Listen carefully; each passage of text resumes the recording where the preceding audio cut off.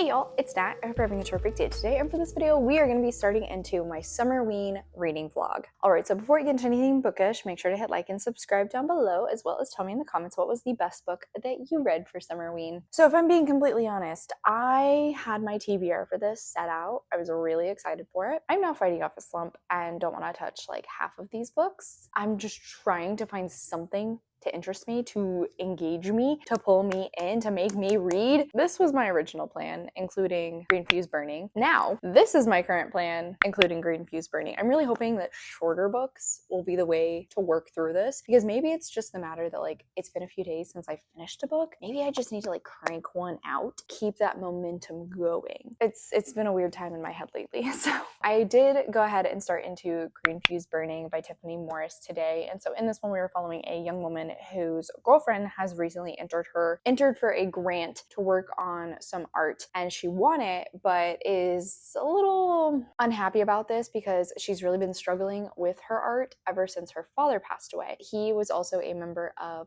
this Canadian Indigenous tribe and was really her sole connection to that cultural identity. So now she's really feeling lost and trying to figure out what she wants to do with her life and where she wants to go from here. She ends up traveling actually to where her father grew up and is trying to work on her art, but ends up seeing some weird and creepy things. It's really funny because Josh and I have been on a binge for like creepy YouTube videos lately. We have watched so much 𝗖cie Masquerade. I highly recommend if you like folklore, scary stories, true crime, any of that sort of stuff. Highly recommend. I'll put a link to him in the description. But we watched a collection of stories last night about skinwalker encounters. And so like that's the one flaring in the back of my head. I don't think that is actually what's going on in the story, but it's hard not to draw the connection. Just already had that on the brain lately. I will say I am already enjoying the writing style. I've been listening to the audiobook of this while working on chores today, but I almost wish I was reading this with my eyeballs because there's been a few moments here or there where the writing just will have a certain particularly impactful line. I'm really liking it. And it's only like 2.5 hour audiobook, so hopefully I'll crank that out and finish it. And like I said, I really want to try maybe some shorter books. It gets me out of this weird mental funk that I have going on because I've been wanting to read a bunch of horror books lately. Obviously, because we've been watching a lot of 𝗖cie Masquerade, that's clearly where my brain is.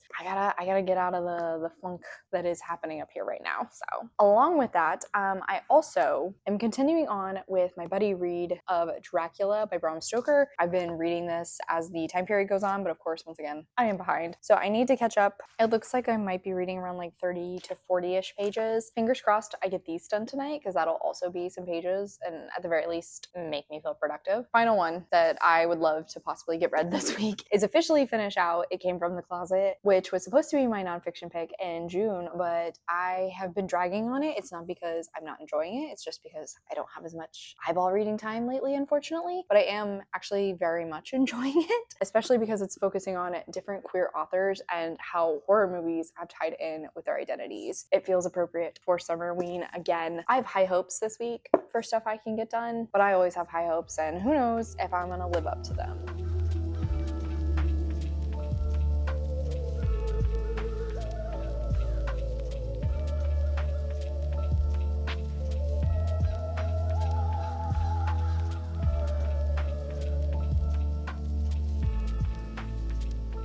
Afternoon, friends. So I realized last night I didn't specify the fact that I'm not actually following the exact pattern of Summerween because I think this started on like a Saturday and that just wasn't working for me, especially with everything that's going on in my brain lately. I needed this to start on a Sunday. So it's Monday. Hi. Second day of my Summerween, and so far actually it's been going pretty well. So I continued reading Green Fuse Burning last night. I had this be my ebook that I read before bed as well as first thing in the morning, meaning it will complete the prompt of a book that I read in the dark, because when I read both of those times I have no lights on. I think I am down to about 2 chapters left of it and I am liking it. The writing in it is very beautiful, and I actually realized once I was reading it on ebook as opposed to the audio that there are actually little photos to go along with the descriptions descriptions of the art pieces being created, because that's how every chapter starts, is a description around an art piece, like the little tag you would see next to a piece at a museum. And so I had to go back and actually look at all of the art pieces. All of them seem to be like slightly horrific nature pieces, which is really cool. And now I'm finally kind of getting a better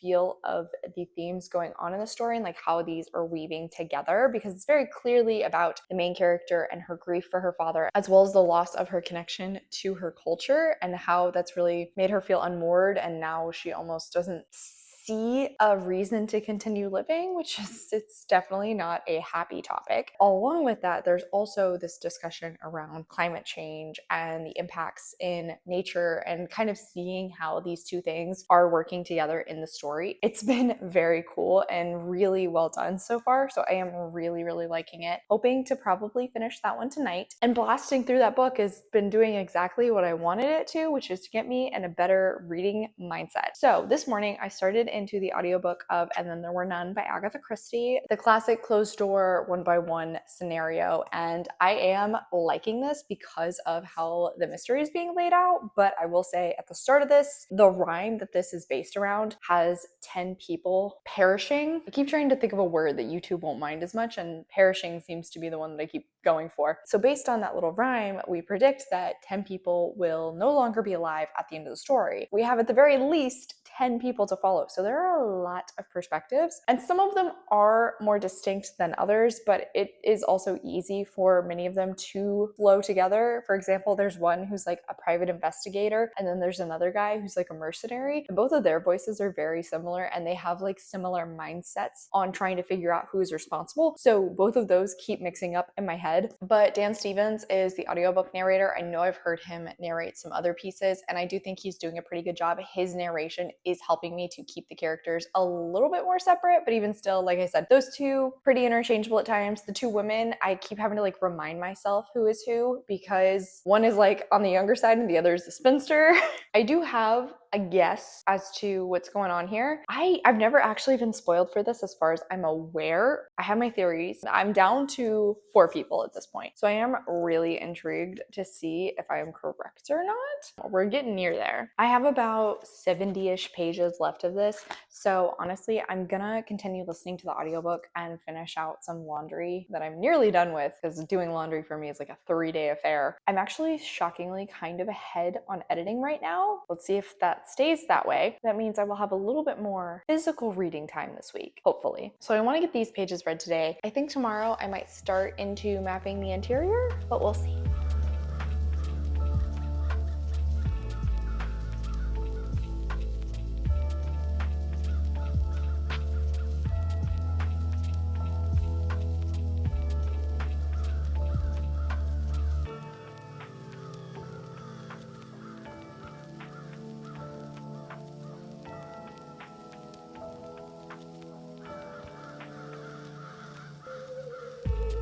Good morning, loves. So I am going to my brother's this afternoon because on Thursday I have a work event. So I wanted to go ahead and talk to y'all this morning. I did officially finish out And Then There Were None yesterday, and I was not right. I didn't guess who did it. Pretty wrong on all accounts, actually, which is a pleasant surprise for me. Enjoyed it. Like, I totally get why Agatha Christie is known as like the queen of twists, because this was super good. At the same time, though, I mean, like, you can still tell when this was written. Like, there's just occasional mentions and lines here and there that it's like, that's a little racist, that's anti-Semitic, that's misogynistic. It feels like it's age, but even still, as far as the mystery, the plotting, the pacing, I was just like really engrossed the entire time. Again, I did still have some issues with keeping some of the characters straight, especially as the book continued on. I do think like that got better because obviously the cast went down. All in all, though, did really enjoy that one. And then I did read a little bit more into Dracula, but then I had to start on dinner. Afterwards, Josh and I went for a walk, and then once we got home, showered, ready for bed, and I just went ahead to finish out Green Fuse Burning, and I really liked this. In fact, I was a little surprised at the, I don't want to say twist, but like how this book ended up closing out. The end of the 6th chapter, I really thought this was going a certain direction. We didn't. We went the other way with the final chapter, and I actually really liked that. I liked the reveal of what this experience had had done for the main character and like how she had grown from it. I really enjoyed that. Some of the writing at the end that once again is tying the discussions of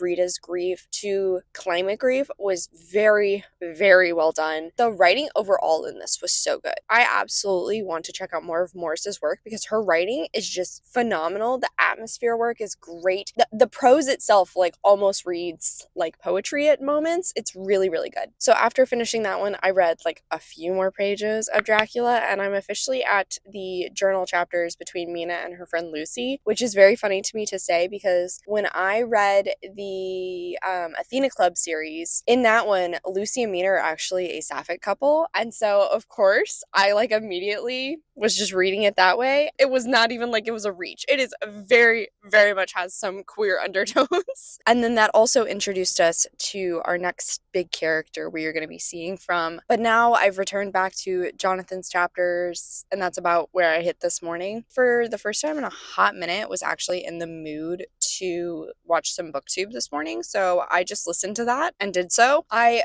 barely started into mapping the interior on audio, but pretty immediately realized that I am gonna want to have a physical copy of this available so I can annotate, because just some of the writing already hitting. Another one that has grief horror in it, which I'm realizing like this was an interesting choice to read at this point, given personal events as of late. But at the same time, I do think it's making them hit a little bit harder. This is also like father related, which always makes me cry. So I am fully prepared to be a sobbing mess. And the audiobook narrator is the same one who voiced for I Was a Teenage Slasher. And that was probably the last book that did make me cry. Fully expecting this to make me a sobbing mess. And then this morning, not Summerween related, I did start into the audiobook of Flirting with Disaster by Naina Kumar, which is going to be my pick for my romance book club in person next week. And I need to start into it at the very least. Already loving it. First chapter, these two are in a relationship and have just woken up realizing they got married in Vegas. Super fun. Then we jump, it's been a hot few years. She is trying to get him to sign the divorce papers and he will not do so. So she flies down to Houston, is going to confront him, not realizing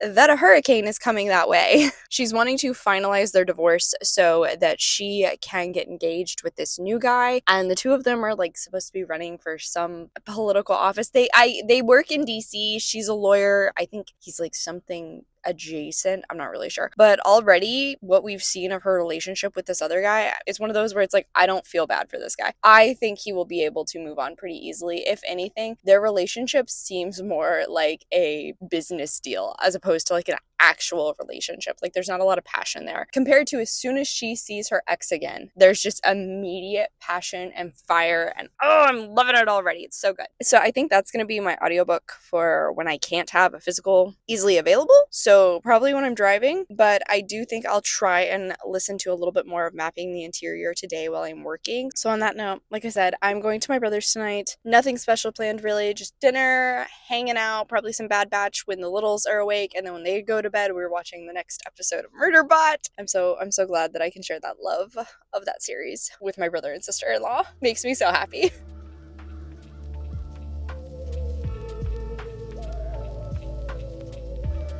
Good morning, y'all. So I did not talk to y'all again last night because I went to my brother's, but it's Wednesday. I'm working from home today, which means I am doing my best to be as productive as possible, pretty much. I needed to start off by updating you because I got a lot of reading done, actually. I mentioned that yesterday I was working on Mapping the Interior, and I did officially finish this one out. It is a little novella. We're following this boy who believes he is starting to see his father, who passed when he was 4. This boy is now in middle school, and his younger brother is unfortunately suffering from seizures and is really starting to be severely bullied because of his disability. And I'm not gonna lie to you, this book is really sad. Like, it is rough. It has got major themes of grief. Honestly takes numerous turns throughout it where like I thought we would be going one way and then Jones would turn us in a different direction, and it would be like, oh, you're grieving in this way, but then in reality you're grieving about this, and the real complexities that come with it. It was so well presented here. I really love his writing style,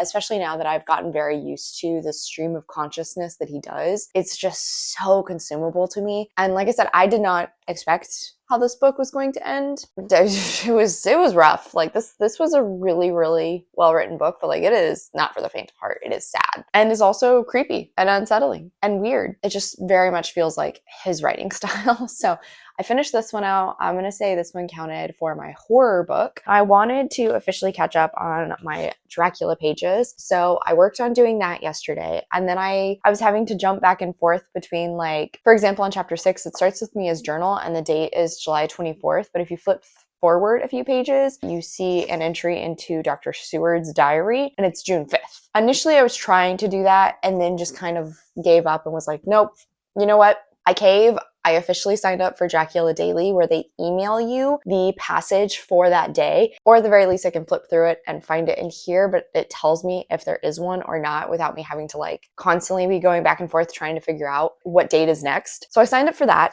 and just caught up on my entries. We've officially been introduced to Renfield at this point. Yeah, I'm getting more and more sucked in here. I'm really liking it, but I'm also now wanting to return to Jonathan Harker and see like what's going on next, because he had finally figured something out. And whoo, yeah, it definitely is super gothic and super slow moving. So after I hit my pages on that one on my lunch break, I ended up trying to read a little bit more of It Came From the Closet, which is my queer nonfiction book that I'd been working on and I've talked about in numerous videos at this point. So I think I read the chapter on us, which I did like, dual identity of self that some queer people will create in order to protect themselves. I really liked that one. There was another on the Blair Witch Project, which I've personally never seen and don't really want to just because of the filming setup. It seems like it would make me nauseous. But the idea of it, I did actually really like, especially as the author is trans. And then now I'm working on one called Eres tu Papa, and it's a Brazilian? No, it is a Cuban horror film. It is the only horror film that has ever been shot in Cuba.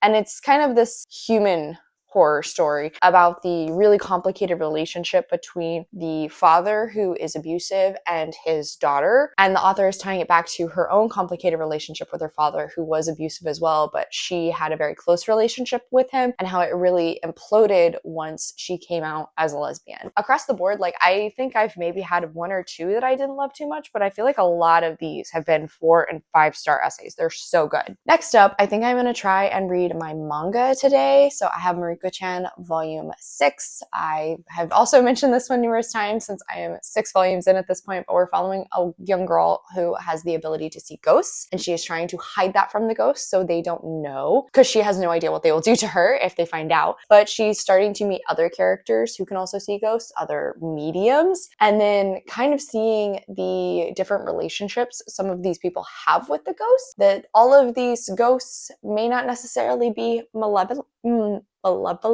So I'm excited to continue on with this one. If I get any audiobook time, I will continue listening to a little bit more of Flirting with Disaster, which has been very fun. And I did realize technically could also like double count for the sky on the cover prompt. The couple is now trapped together as a hurricane is coming to hit Houston. And though initially she's doing everything possible to try and get out of staying with him, she's realizing that it's just not gonna happen. The smartest move and the safest move will be to stay in their home that they used to own together. And she's starting to see like how much of the house is still very much the same, how he is still very much the same. And I really love the feeling of how he still knows her so well. There's been little mentions here and there, little things referencing to why they broke up. Not 100% certain. It seems clear that they were initially planning to move to DC together when she got her grown-up law job, but obviously something happened because he is still in Houston and she was not.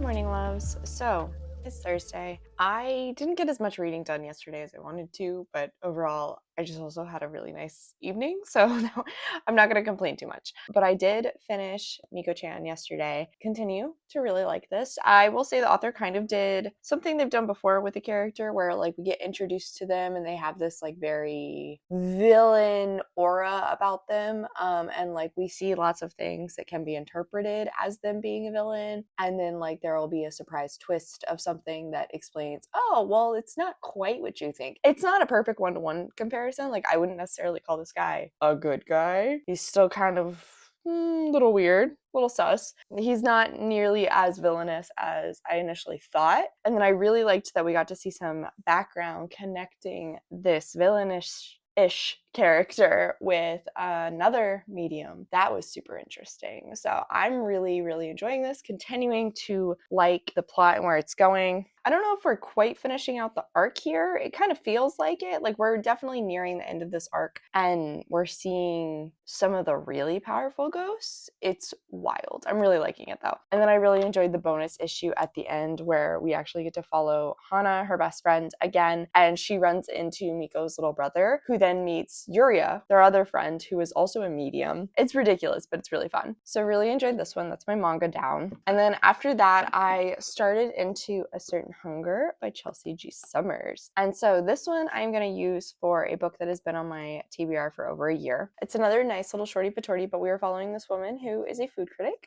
who is writing her memoirs while in prison for being a cannibal. Yeah. I've been really intrigued about this one for a long time, so I'm really glad I'm finally getting to it. First chapter, I am sucked in. The writing is so pretentious and like part of me hates it, but also part of me loves it, especially when she's talking about food. It is so freaking pretentious, but I am eating it up. And yes, that pun is 100% intended, especially seeing as how I just tend to enjoy food, so like I love listening to people talk about it in this sort of way. And I do think the author is a really good describer of tastes and utilizes like a good vocabulary to actually explain food in a way where she can sort of share that experience with you, but at the same time, like that makes the direction I know this is going to be going with the cannibal element a little bit scarier, but I'm also really excited for it. So we basically just watched her take out her first victim, and yeah, I'm loving it already. Only got a chapter into it last night. We got back from a walk and I was just pretty wiped out, so we kind of like vegged for a bit and watched some YouTube. This morning though, I have continued reading Flirting with Disaster while I've been getting ready, and we're finally kind of broaching the subject of like why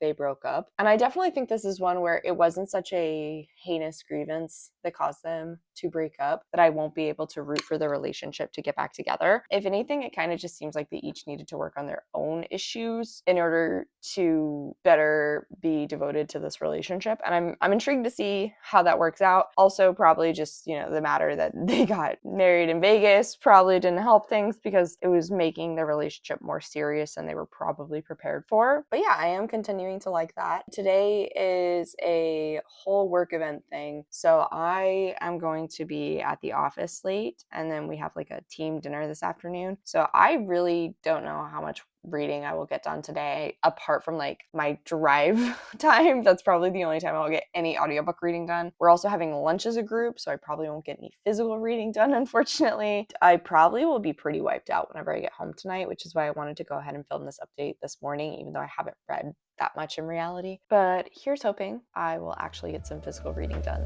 this afternoon, possibly.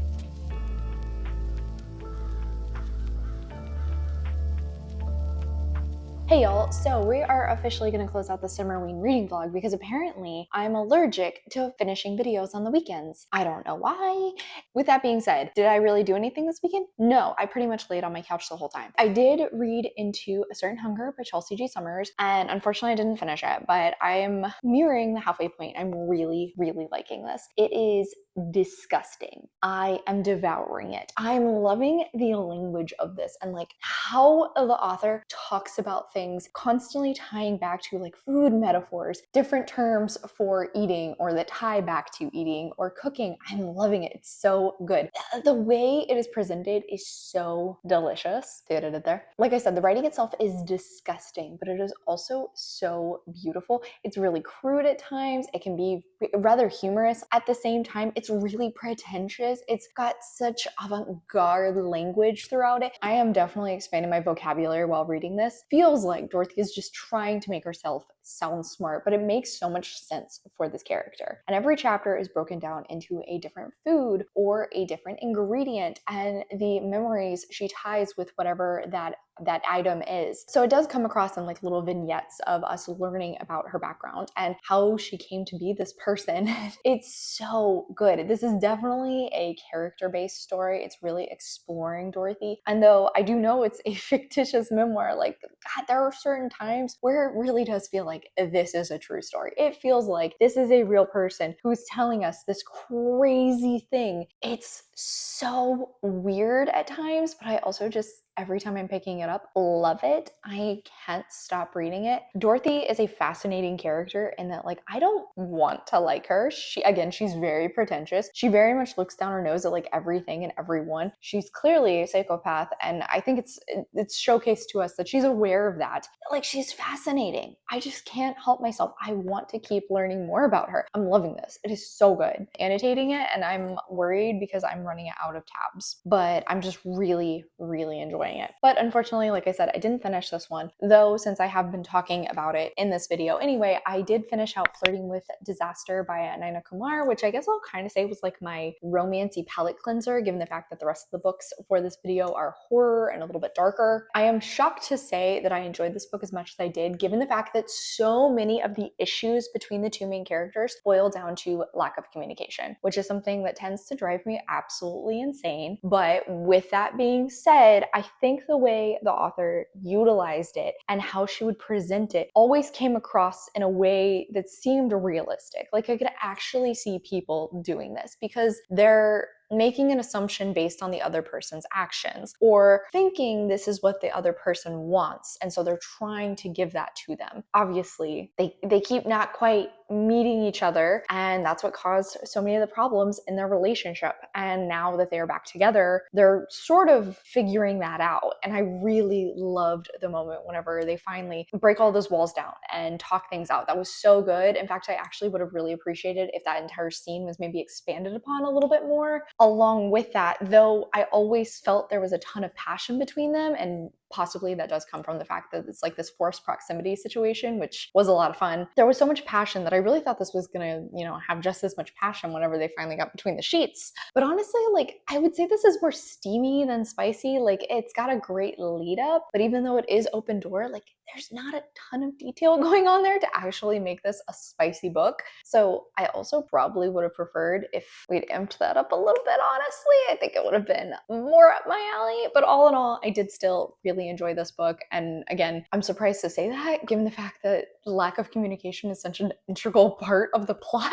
Apart from that one, I guess closing out this video, I read half of A Certain Hunger by 𝗖cie 𝗁𝗰𝘁 for a book that has been on my TBR for more than a year. I read Mariko-chan Volume 6 for a spooky manga. I read Mapping the Interior by Stephen Graham Jones for a horror story. And then I read And Then There Were None by Agatha Christie for a book that has a sky on the cover. All in all, I did okay. I definitely read more than I was thinking I was going to when this week started because, as I said, I feel like I'm really trying to claw my way out of a reading slump. I'm still kind of battling that feeling, if I'm being completely honest, and I'm trying to rearrange my video and reading plans a little bit to let myself mood read and hopefully work my way out of this. We'll see how that goes. But even still, I would say this Summerween was relatively successful. On that note, that is officially it for today, y'all. Thank you so much for coming to my channel. I really appreciate it. Make sure to hit like and subscribe down below. If you made it all the way to the end of this video, for the Summerween theme, let's leave an alien emoji in the comments. I have links to all of my socials as well as a few ways you can support me down in the description. I come out with videos on Monday and Friday, but until then, I hope you continue to have a terrific day. Love you, bye!